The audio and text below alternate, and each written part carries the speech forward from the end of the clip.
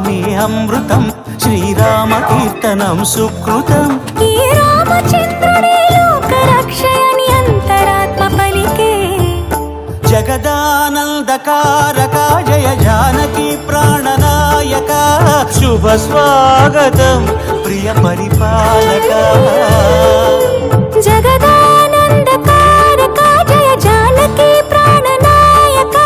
శుభ స్వాగతం ప్రియ పరిపాలక